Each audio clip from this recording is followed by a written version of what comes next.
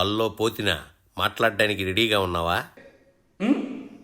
మొత్తానికి హూ అంటున్నావో ఇప్పుడు చెప్పు, ఏంది విషయమో? ఇంకా చాలామంది మాట్లాడారు పథకాల గురించి, డిబిటీ సిస్టమ్ గురించి ఇష్టానుసారం మాట్లాడరు అందరూ. ఓహో, మీ పథకాల గురించి మాట్లాడుతున్నారని ఫీల్ అవుతున్నావా? అయినా ఇంకా అధికారంలో ఉంది మీరని భ్రమపడుతున్నావా ఏంది సామి? ఇప్పుడు కూటమి సర్కారు అధికారంలోకి వచ్చింది, కళ్ళు తిరుగు. ఒక్క జగన్మోహన్ రెడ్డి గారి మీద 7 పార్టీలు కలిసి పోటీ చేసింది. చెస్, మళ్ళీ అట్టే మాట్లాడతావో? ఎన్నికలు అయిపోయి మీ బతుకులు బస్టాండ్ అయిపోయి చాలా కాలం అయిపోయింది. నీ ఫ్రస్ట్రేషన్ పక్కన పెట్టి ఇచ్చిన విషయం చెప్పు. జగన్మోహన్ రెడ్డి గారు ముందే చెప్పారు, పేద ప్రజల జీవితాలు ఖచ్చితంగా మేము మార్పు తీసుకొస్తాం, వారి జీవితాల్ని ఉన్నతంగా తీర్చిదిద్దుతున్నాం, మీరు మోసపూరిత మాటల్ని నమ్మద్దని చెప్పారు. ఈరోజు ఏం జరిగింది? వాళ్ళు కుర్చీ ఎక్కి కనీసం నెల రోజులు కూడా కాకముందే అంతా అయిపోయినట్టు కలరింగ్ ఇస్తావేంది?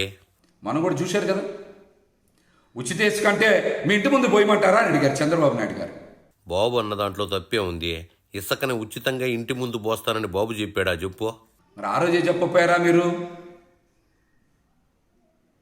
మీరే ట్రాక్టర్ తీసుకెళ్ళాలి, అక్కడ లోడింగ్ ఛార్జీలు కట్టాలి, సీనరేజ్ కట్టాలి అని చెప్పపోయారా ఆ రోజున? ఉచిత ఇసుక ఎందుకు మాట్లాడారు?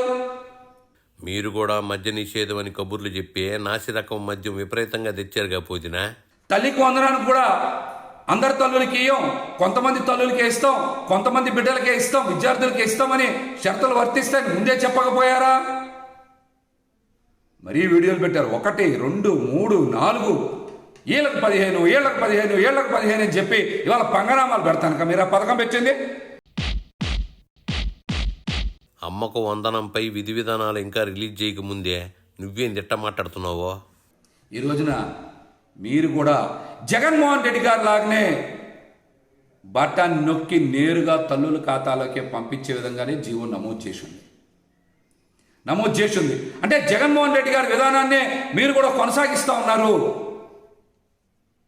ఆయన ఎక్కడ కూడా పథకాల అమలులో ఒక్క నయా పైసా అవినీతి లేకుండా నేరుగా లబ్ధిదారుల ఖాతాలోకే పంపించినటువంటి గొప్ప విధానాన్ని ప్రవేశపెట్టినటువంటి వ్యక్తి జగన్మోహన్ రెడ్డి గారు. మీరు ఈ రోజున ఆ విధానాలనే కొనసాగిస్తూ ఆయనపైనే విమర్శలు చేయడం అత్యంత దుర్మార్గం.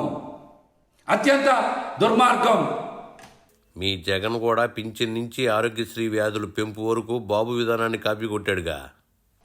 ప్రజలు కూడా ఆలోచన చేయాల్సింది. ప్రజలు ఆలోచన చేయబట్టే కదా మీకు 11 సీట్లు ఇచ్చి పక్కన కూర్చోబెట్టారా. ఇక్కడ ఓటమి చెందింది జగన్మోహన్ రెడ్డి గారు కాదు, పేద ప్రజల జీవితాల్ని ఉన్నతంగా తీర్చిదిద్దాలనే లక్ష్యంతో పనిచేస్తున్నటువంటి జగన్మోహన్ రెడ్డి గారిని ఓడించడం అంటే పేద ప్రజల్ని ఓడించడమే. ఓహో, జగన్ను ఓడిస్తే పేద ప్రజలు ఓడినట్టా? పేద ప్రజలకి జగన్పై అంత సింపతే ఉండుంటే వాళ్ళందరూ ఓట్లు కూటమికి ఎందుకు వేస్తారు చెప్పు? మీరు చూస్తారు ఈ 5 ఏళ్లలో ఎన్ని ఇబ్బందులు వస్తాయి, ఎంతమందిని ఇబ్బంది పెడతారు, పథకాల అమల్లో ఎన్ని షరతులు పెడతారు, ఎన్ని తూట్లు పొడుస్తారు అనేది రాబోయే కొద్ది రోజుల్లోనే ప్రజలందరికీ కూడా అర్థమవుతుంది. ఇప్పటికైనా సరే చంద్రబాబు నాయుడు గారు ఖచ్చితంగా తల్లికి వందనం పథకాన్ని మీరు ఎన్నికల ప్రచారంలో ఏ విధంగా అయితే మాట్లాడారో అదే విధంగా అమలు చేయాలి. చెయ్యకపోతే ఖచ్చితంగా మహిళల్ని మోసం చేసినట్టే అని కూడా ఈ సందర్భంగా మేమైతే తెలియజేస్తాము. ఇదిగో పోతినా, తొందరపడిన కోయిల ముందే కూర్చున్నట్టు వాళ్ళు ఆ పథకాన్ని స్టార్ట్ చేయకముందే ఈ కబుర్లన్నీ దేనికి మాట్లాడుతున్నావో చెప్పినంత వరకు చాలేనుగానే ఆట్టే ఇసుకించకుండా వెళ్ళిపో.